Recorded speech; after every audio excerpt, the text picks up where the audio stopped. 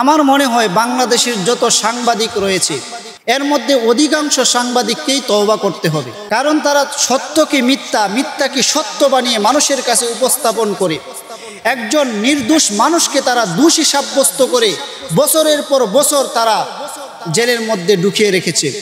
তাদের সংবাদ প্রচার হওয়ার কারণে তাদের উপর দোষ আরোপিত হয়েছে, কিন্তু প্রকৃতপক্ষে তারা কোনো দোষী ব্যক্তি নয়।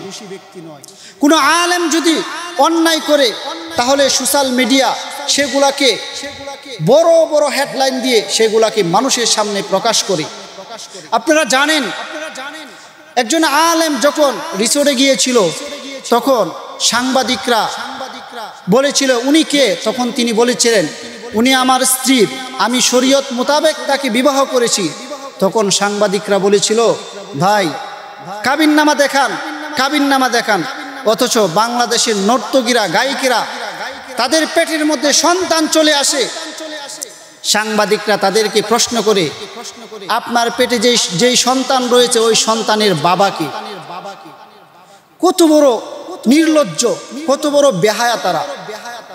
টাকার কারণে তারা কত নিচে নামতে পারে আজকে আমরা দেখতে পাচ্ছি।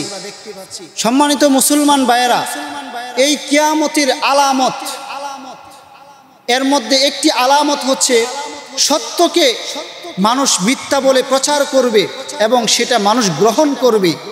মুসলমান ইমানদার, আমি সেই জন্য বলতে চাই, বাংলাদেশের অধিকাংশ সাংবাদিককে বলতে চাই, তোমরা সত্য খবর প্রচার করো, মানুষের সেবা করো, জাতির সেবা করো। আলেমরা জাতিদের যেই সেবা করেছে পশ্চিমকালেও তোমরা সেই সেবা এখনো করতে পারো নাই। সেই জন্য বলতে চাই তোমরা সংশোধন হয়ে যাও, আল্লাহ তাআলার নৈকট্য হাসিল করো, সত্যটাকে ভালোভাবে উপস্থাপন করো। মাদ্রাসা মসজিদের কিছু তুচ্ছ ঘটনাকে কেন্দ্র করে আপনারা এত বড় বড় হেডলাইন দিয়ে সবার দোষগুলা মানুষের সামনে প্রকাশ করেন, অথচ আপনি যে কত বড় দোষী, আপনি যে কত বড় অন্যায় করেছেন সেই ব্যাপারে আপনার কোনো ভ্রুক্ষেপ নাই। আশা করি আপনারা অবশ্যই ভালো হয়ে যাবেন এবং সঠিক সংবাদ মানুষের কাছে প্রচার করবেন। Presents by Kuakata media centre. হক্কানি আলেমদের নিত্য নতুন ভিডিও পেতে আমাদের চ্যানেলটি সাবস্ক্রাইব করুন। কুয়াকাটা মিডিয়া সেন্টার, ইসলামিক বিনোদনের বিশ্বস্ত সঙ্গী।